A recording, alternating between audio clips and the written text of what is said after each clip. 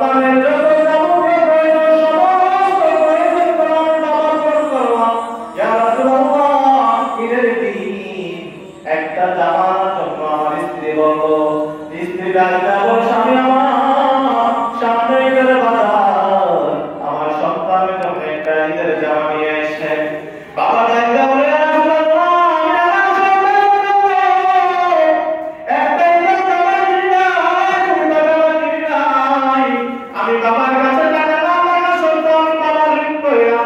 সন্তানের জন্য 3 থেকে 4টা স্যুট ঈদের জামা নিয়ে আসলাম। মুহাম্মাদের নাম জপেছি, বুলবুলি তুই আগে। মুহাম্মাদের নাম জপেছি, বুলবুলি তুই আগে। তাই কি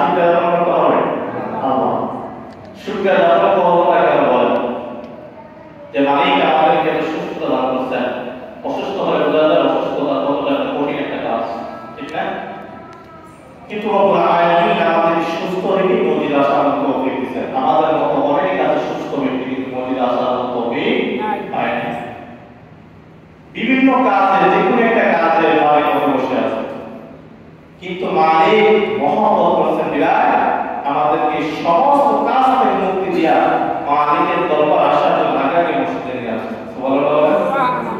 এটা হচ্ছে কত তার নিয়ামত, আল্লাহ তাআলার নিয়ামত। এই নিয়ামতটা শুধু আমরা এমনি পাই না।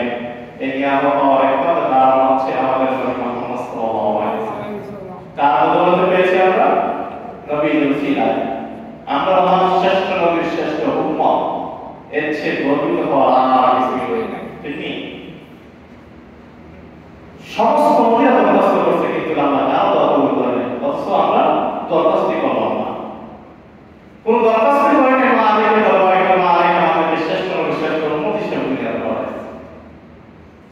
কিন্তু আমরা আজকাল এই যে আমরা শ্রেষ্ঠ নবীর শ্রেষ্ঠ উম্মত হিসেবে আল্লাহ আমাদের পাঠাইছে, আজকে আমরা মনে করবেন আজকে আমাদের ভিতরে অনেক গিবি অহংকার ভিতরে ঢুকে আছে, অনেক হিংসা, অনেক অহংকার ভিতরে। সামান্য ক্ষমতার লোভে আমরা কি যে করে আল্লাহ জানে। এই কিছুদিন আগে যদি পূজা রোজাটা না আসতো বাঙালির ইমানের কেমন রোজা যাইতো না। মুসলমান একমাত্র সামর্থ্য একটা জিনিস মাথায় রাখবেন, হিন্দু প্রজাতি যারা আছেন তারা কখনো মুসলমানদেরকে সাপোর্ট করে না। করে? আপনি বিশ্বাস করেন নাকি হিন্দুরা কখনো মুসলমান সাপোর্ট করে? কিন্তু আমরা কয়েকটা ভোটের জন্য এই পূজার মধ্যে গিয়ে একটা কি বলছে জানেন? বলে আল্লাহ ভগবান এক। কি বলছে? আল্লাহ ভগবান এক। আলহামদুলিল্লাহ বলেন না? বলে কৃষ্ণ আর মোহাম্মদ এক। যারা বলছে তারা ইমান আছে। কৃষ্ণ সে হচ্ছে দুনিয়ার মাঝে নিকৃষ্ট একটা বদমাশ ছিল। এটা জানতে কখনো জানেন কৃষ্ণের? অথচ আমরা ভোটের আশায় পূজা মণ্ডলে গিয়ে বলি কৃষ্ণ মোহাম্মদ এক, আল্লাহ ভগবান এক। আপনারা আবার কি বলে রোজা আর তারা যেটা পূজা সব এক, কিসের আশায়? ভোটের আশায়। কিন্তু বাঙালি মুসলমান জানে না, বাঙালি মুসলমান জানে না হিন্দুকে খুশি করতে গিয়ে কাকে বেচা করতে হবে। সামান্য ভোটের আশায় যারা নাকি পূজা মণ্ডপে নিয়ে এসব কথা বলে, একটা চিন্তা করে দেখো না যে মালিককে অপমানিত করে, যে মালিকের বিরুদ্ধে কথা বলে সামান্য হিন্দুকে খুশি করতে এত কথা বলে না। এই মালিক যদি আমাকে আমার প্রতি নারাজ হয়ে যায়, এই মালিক যদি আমার প্রতি অসন্তুষ্ট হয়ে যায়, ভোট করে তার কথা নমিনেশন পর্যন্ত হাতে নিতে পারে, ঠিক না? কিন্তু বাঙালি আমাদের ভিতরে এই না থাকার কারণে বিভিন্ন জায়গায় বিভিন্ন সময় বিভিন্ন কথা বলে ফেলে। আজকাল কি হয়েছে আমি সেটা জানি না, কিন্তু বাঙালির নবীকে সাংবাদিকের সাথে তুলনা করে। আলহামদুলিল্লাহ বলবেন না? নবী সাংবাদিক নাকি? আল্লাহকে নবীকে সাংবাদিক হিসেবে তুলনা করেছিলেন। রাসূলুল্লাহ সাল্লাল্লাহু আলাইহি ওয়াসাল্লামের সামনে যখন নাকি বলে নবী সাংবাদিক, এখন বুঝতে পারবো আমাদের সাথে শুরু হতে পারে। আবার কি বলছে? যা নবী বলেন সাংবাদিক না আপনার কথা আগে এবার বলে লাভ আছে, তার আপনার সম্মান বেশি। আলহামদুলিল্লাহ বলেন সাংবাদিকের সম্মান নবীর চেয়ে বেশি। এই জন্য কথা যারা বলে সামান্য ভোটের আশায়, আল্লাহ মাফ করুন, এটা বাকি আল্লাহই ফয়সালা করে। সবাই আমি বলি আল্লাহ তাআলাকে হেদায়েত দান করে। সবাই আমি বলি। আমি আপনাদের সামনে বনি ইসরাঈলের সূরা আল্লাহ একটা আয়াত তেলাওয়াত করছি।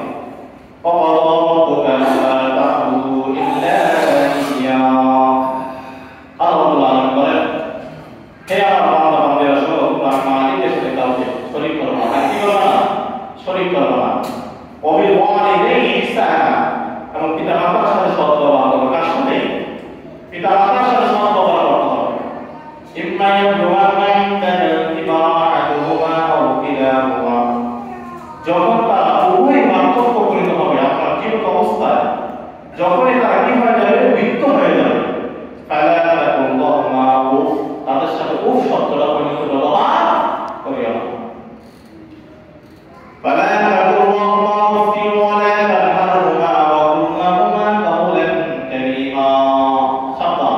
পিতা মাতার সাথে দমকের সাথে ব্যবহার করবা না। কিসের সাথে? দমকের সাথে পিতা মাতার সাথে কি ব্যবহার করবা না। তাদের সাথে ব্যবহার করতে হবে শিষ্টাচার পূর্ণ, ভালো ব্যবহার দেখাবো।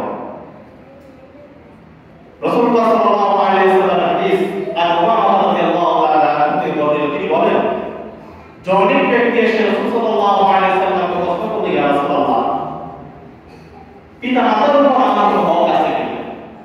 আল্লাহ নবী সাল্লাল্লাহু আলাইহি ওয়াসাল্লাম বলেন, পিতা মাতা হচ্ছে তোমার জান্নাত এবং জাহান্নাম। পিতা মাতা হচ্ছে কি? জান্নাত এবং জাহান্নাম। এখন বলুন তো নবী কেন বলেছেন জান্নাত জাহান্নাম? রাসূলুল্লাহ সাল্লাল্লাহু আলাইহি ওয়াসাল্লাম জান্নাত এবং জাহান্নাম দ্বারা এই কথা বলেছেন, যদি তুমি তোমার পিতা মাতার সাথে ভালো ব্যবহার করে, ভালো আচরণ করে, তাদের খেয়াল করে, তাদের চাহিদা সম্পূর্ণ সুন্দর ভালো ব্যবহার করে দুনিয়াতে যেতে পারো, তাহলে তোমার কি? জান্নাত। আর তুমি পিতা মাতার সাথে খারাপ আচরণ করো, বদ আচরণ করো, তাদের বড় পোষার দায়িত্ব নেওয়া, এই সমস্ত খারাপ আচরণ করার কারণে তোমার কি হয়ে যাবে? জাহান্নাম ওয়াজিব হয়ে যাবে। রাসূলুল্লাহ সাল্লাল্লাহু আলাইহি ওয়াসাল্লামের সাহাবী বলেন, মা বাবার মর্যাদা কতটুকু দেখেন। এক সাহাবী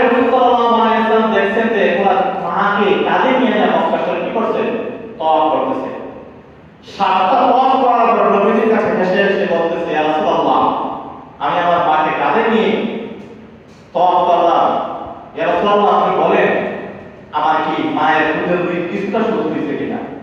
আল্লাহ নবী সাল্লাল্লাহু আলাইহি ওয়াসাল্লাম বলেন, এই সাহাবী শোনো, তুমি একদিন করে 7টা ওয়াক করো, কিয়ামত পর্যন্ত তুমি তোমার মাকে নিয়ে যদি ওয়াক করতে থাকো, কিয়ামত পর্যন্ত ওয়াক করলে দুধের দিন কোনোদিন শুরু হবে না। এবার বুঝলেন সাহাবী কষ্ট করে ওয়াক করছে, দুধের দিনই আদায় করা শেষ হয় না। আর আমরা যারা খারাপ ব্যবহার করি, আমরা যারা খারাপ ব্যবহার করি তাদের অবস্থা কি হবে? উপায় আছে? উপায় নেই। এই জন্য আল্লাহ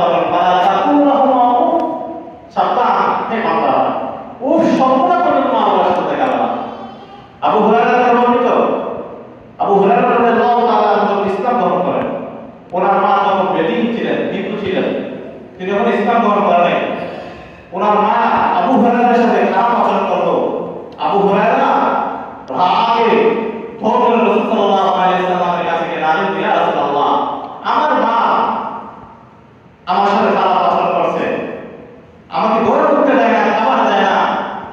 রাসূল সাল্লাল্লাহু আলাইহি ওয়াসাল্লাম বলেন, আবু হুরায়রা শোনো, তোমার মা যদিও হিন্দু হয়ে থাকে, কাফের হয়ে থাকে, সাবধান, মার সাথে খারাপ আচরণ করা যাবে না। আবু হুরায়রা বলেন, ইয়া রাসূলুল্লাহ, আমার মায়ের জন্য দোয়া করুন, আমার মা যদি ইসলাম গ্রহণ করে।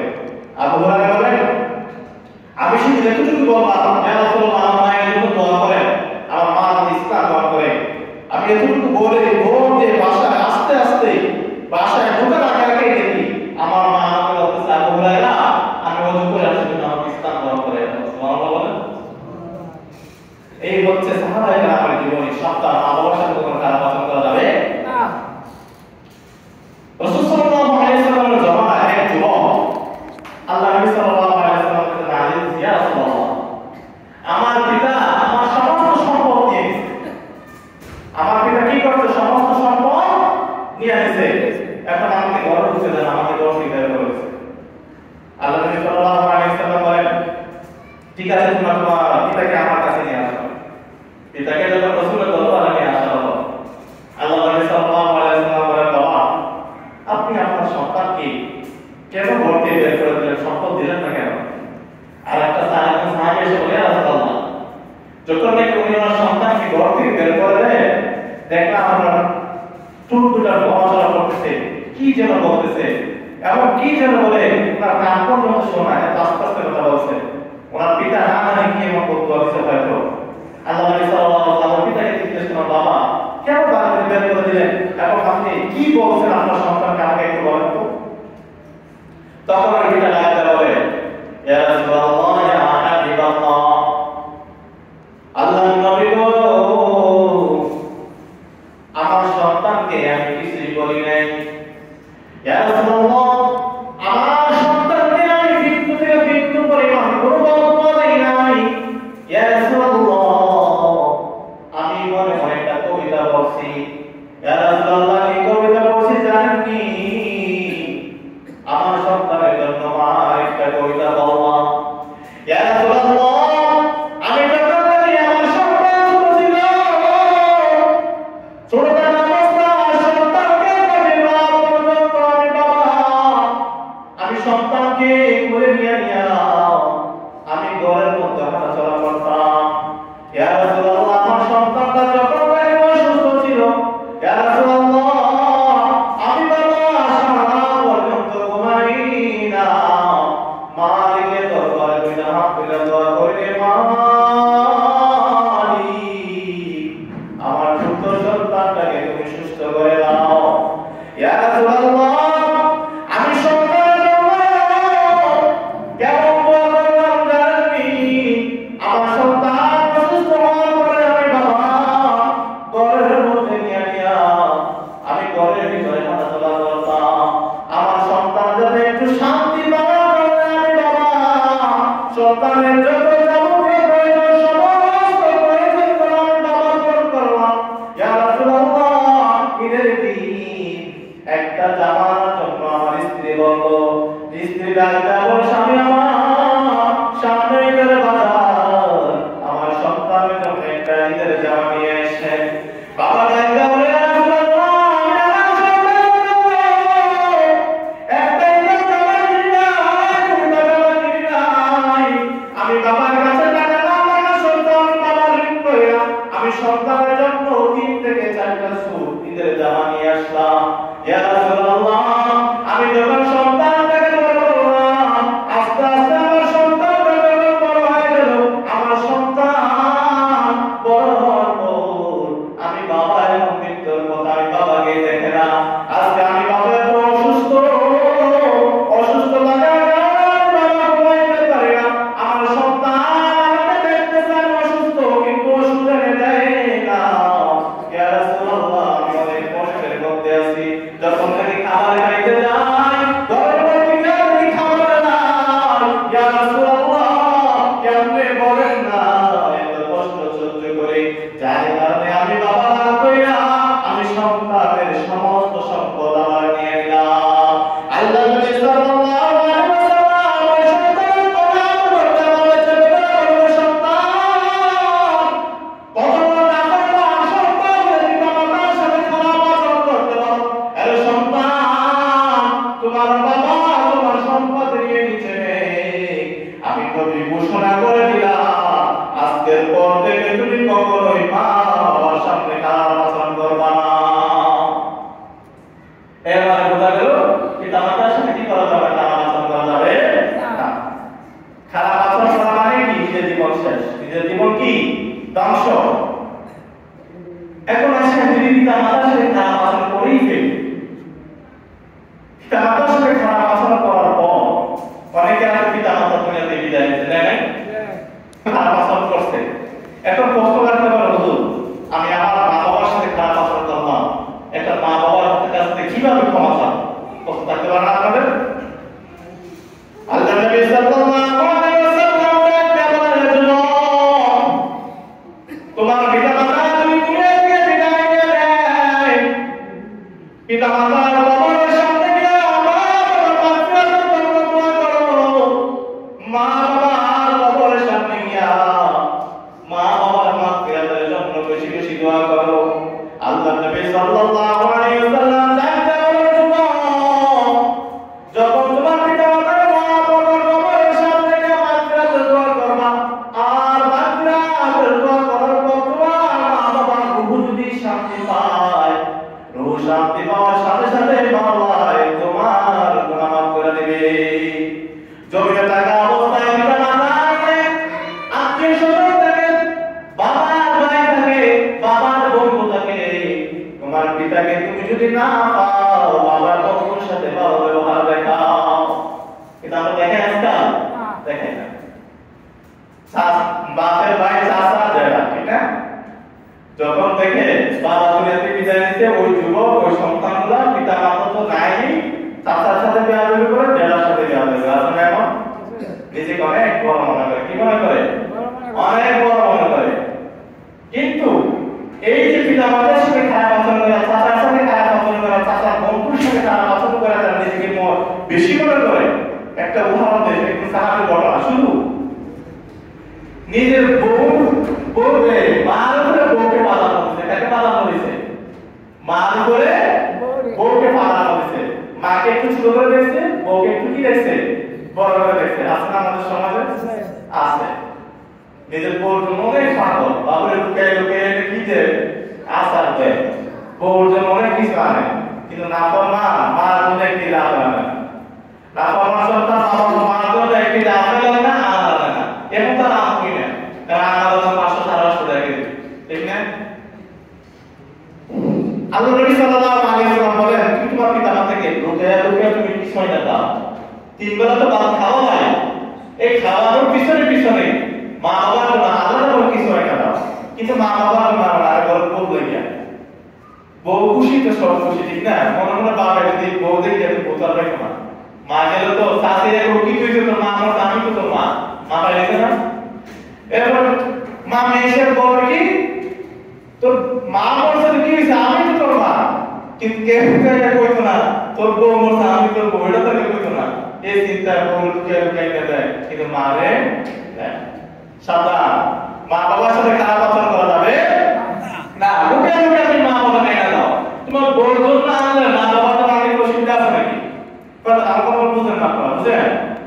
বউর জন্য কিছু আনলে, মা বাবার জন্য কিছু আনলে অসুবিধা আছে? মা বাবার যদি একটু শান্তি পেয়ে যায়। এই যে আপনারা আজকে যারা টাকা বলো, যারা বিভিন্ন পজিশনে ভালো ভালো পজিশনে আছে, বুকে হাত দেওয়া বলতে মা বাবা দোয়া নাকি সম্ভব? সম্ভব এগুলা নাকি বলতে হয়েছে? বলতে হয়েছে আমার 25 বছর পরে। এই 25 বছর আগে আপনার জন্য কে কষ্ট করলো? বেশিরভাগ যুবকরা তো 25 বছর পরে বিয়ে করে, তাই না? এই 25 বছর আগে আপনার জন্য শ্রম দিল নাকি? ছোট থেকে বড় হলে আপনার জন্য কাপড় চোপড়, আপনার খাওয়া দাওয়া, আপনার দেখা বা দেখছেন, আপনার পড়ালেখার দায়িত্বটা নিল কে? সব নিজেকে মা বাবা। বিয়ে করার পর সব বলে দিয়ে কথা বুঝেন না কথা? এই জন্য মা বাবা যাই কিছু করে না কেন, মা বাবার জন্য আমরা কিছু থেকে কিছু হলে আনবো। দেখবেন আপনি আমাদের বিশ্বাস করেন আর নাই করেন, গোপনে আপনার মাকে কিছু একটা দিয়ে দেখবেন মা একটা মুশকি হাসি দিবে। কি হাসি দিবে? একটা মুশকি হাসি দিবে। যদি মা এই মুশকি হাসি দেয়, আল্লাহ নবী সাল্লাল্লাহু আলাইহি ওয়াসাল্লাম বলেন, মায়ের মুশকি হাসিটার কারণে আল্লাহ তাআলা তোমার জন্য জান্নাত ওয়াদা দিবেন। সুবহানাল্লাহ বলেন। সুবহানাল্লাহ বলতে কষ্ট হয় নাকি? এই হলো আমাদের মা বাবা, কি জিনিস। আল্লাহ নবী সাহাবী আবু হুরায়রা রাদিয়াল্লাহু তাআলা আনহু রাসূলুল্লাহ সাল্লাল্লাহু আলাইহি ওয়াসাল্লামের কাছে এসে বললেন, ইয়া রাসূলুল্লাহ, আপনার সাহাবী আল্লামা মৃত্যু শয্যার মধ্যে আছে। ইয়া রাসূলুল্লাহ, আপনার সাহাবীকে একটু দেখতে যাব। আল্লাহ নবী হযরত রাদিয়াল্লাহু তাআলা আনহুকে পাঠালেন, যাও আল্লাহকে দিয়ে দেখে আসো। সাহাবীরা যখন নাকি আল্লাহকে দেখতে যান, দেখতে যাওয়ার পর দেখে আলকামা বিছানার মধ্যে মৃত্যুশায়ী বসে পড়ে আছে। আপনি দেখে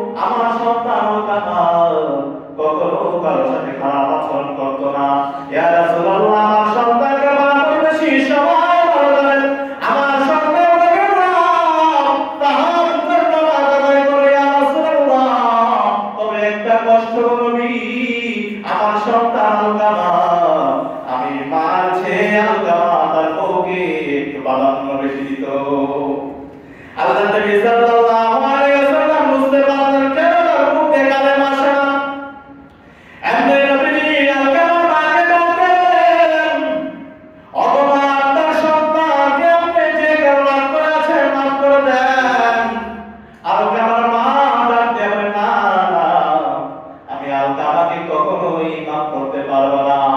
আপনি রাসূল সাল্লাল্লাহু আলাইহি ওয়াসাল্লাম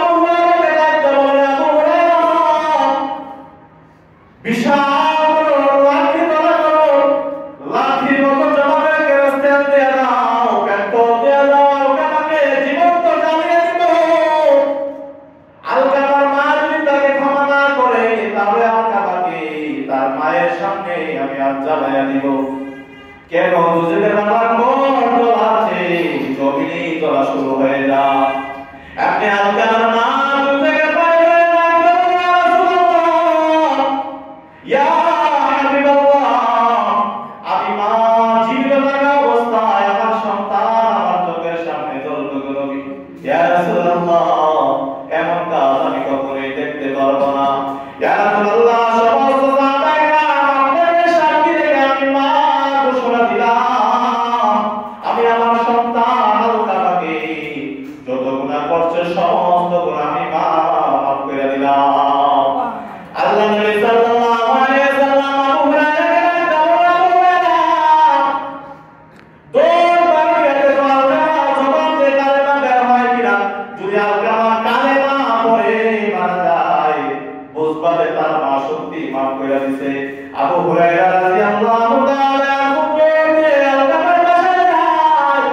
আলকামার বাসায় গিয়ে দেখে আলকামা কালেমা পড়তে পড়তে দুনিয়া থেকে বিদায় নিয়ে নিছে। আলকামা রাদিয়াল্লাহু তাআলা যখন জমিন থেকে বিদায় নেবেন, কালেমা পড়ার আগে দুনিয়ার সমস্ত যুবকদের লক্ষ্য করে একটা ভাষণ দিয়ে যায়, এই দুনিয়ার মানুষ সাবধান করো, বিনা বাধার সাথে কানা বচন করা যাবে না। এই দুনিয়ার মানুষ সাবধান, মার করে কখনো বউকে প্রাধান্য দিও না।